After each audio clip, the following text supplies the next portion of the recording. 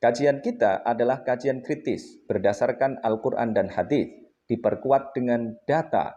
Jadi, kajian kita berbasis pada dalil dan data. Karena itu, siapkan Al-Quran dengan pikiran terbuka. Kemudian harus ada desakralisasi. Ini yang paling rame nih. Ada salam Yahudi dan lain sebagainya itu. Itu karena apa? Karena tidak punya paradigma tentang desakralisasi. Itu kan lagu biasa saja, yang artinya kalau dalam bahasa Arab ya Assalamualaikum. Kalau dulu pada era 80-an kalau tidak salah, Gus Dur malah mengatakan lebih simpel lagi. Ya kalau tidak Assalamualaikum ya selamat pagi, selamat sore. Anggap saja itu sama. Dengan demikian mestinya kita ini menjadi umat yang lebih siap menghadapi perubahan-perubahan keadaan. Dan jangan semuanya dianggap sebagai sesuatu yang sakral. Dan itu ada dalilnya di surat Al-Baqarah ayat 158. Innas sofa wal marwata min sya'airillah. Faman hajjal baita aw ya'tamara fala junaha alaihi ayyat tawafa bihima. Sesungguhnya sofa dan marwah adalah di antara syiar-syiar Allah, tanda-tanda kebesaran Allah.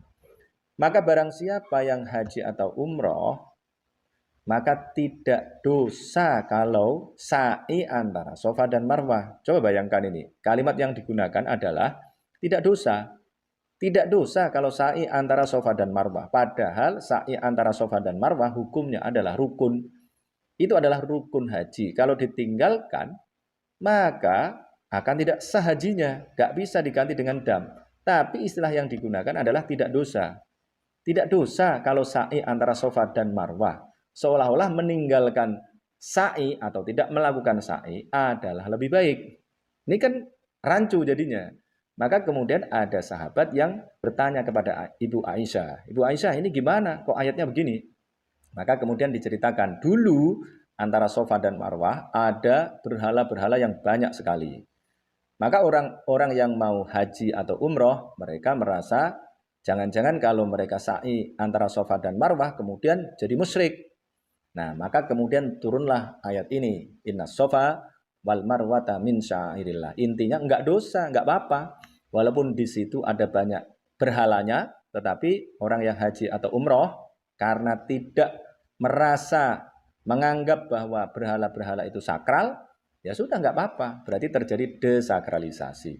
Itu sama dengan kalau kita pergi ke luar negeri atau anak-anak kita nyanyi di sekolah, di PAUD, di SD, nyanyi nama-nama hari, Sunday, Monday, Tuesday, Wednesday, Thursday, Friday, Saturday. Itu kalau tidak menggunakan perspektif ayat ini ya sudah kafir semua. Itu sama dengan kita kemudian menganggap tadi yang bilang Salam Aleichem itu, kemudian jadi murtad. Ya kalau mau berpikir begitu, anak kita sudah murtad semua. Kenapa? Silahkan dicek, sekarang ini gampang sekali. Sebenarnya Sunday itu artinya apa? Sunday itu berasal dari kata sun dan day. Sun artinya adalah matahari, day artinya dewa. Jadi Sunday artinya adalah dewa matahari. Karena pada hari Ahad, dulu orang Yunani kuno menyembah dewa matahari. Kemudian Monday juga demikian. Moon itu artinya adalah bulan, day artinya adalah dewa, Tuhan. Jadi artinya adalah dewa bulan, dewi bulan. Kemudian Thursday dari kata Twi, ini Dewi Twi. Kemudian Wednesday. Wednesday artinya adalah wooden day, ya, dewa wooden. Kemudian ada Thursday, Thors. Thors itu artinya adalah petir, jadi dewa petir. Nah, ini yang sering saya bilang, saya dulu salah memahami free day itu. Saya pikir adalah hari libur, karena di kampung saya liburnya hari Jumat. Madrasah libur hari Jumat, maka free day saya anggap sebagai hari libur. Ternyata tidak, free day itu berasal dari kata freak day, Dewi Freak. Dan Saturday ini terkenal, semuanya tahu karena belajar planet-planet, Saturnus Day. Jadi dewa Saturnus, dewanya orang Yunani. Nah, ini apakah membuat kita semua jadi murtad? Kan tidak. maka kita harus menguasai, memahami yang namanya teori desakralisasi. Dan ini banyak sekarang. Dalam konteks kehidupan sosial yang sudah makin berubah, kemudian kita juga sudah memiliki pemahaman yang lebih kuat lagi, maka dalam pergaulan itu ya biasa saja.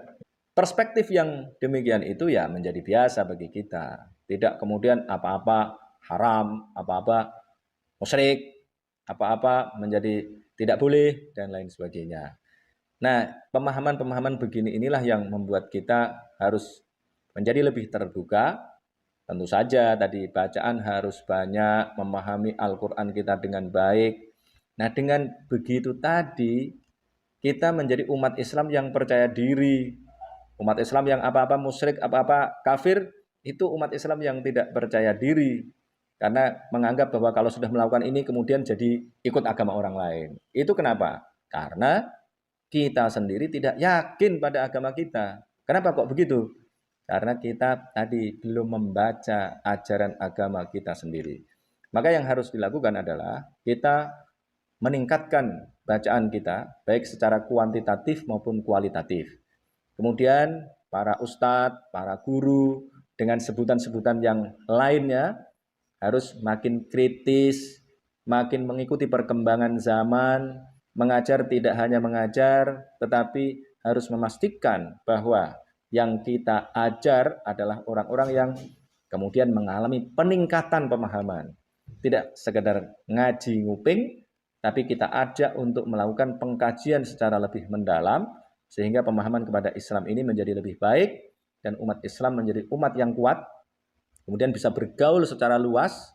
Dengan pergaulan yang luas itu orang luar Islam melihat kita sholat, melihat kita melakukan aktivitas-aktivitas yang produktif, efektif, efisien, kemudian menunjukkan bahwa Islam ini adalah agama yang mengajarkan kemajuan, umat Islam juga mampu untuk menunjukkan kemajuan yang diinginkan oleh Islam itu, maka justru Islam ini akan menjadi agama yang menarik bagi mereka. Tidak perlu kita ngomong kenceng-kenceng mengajak mereka untuk masuk Islam.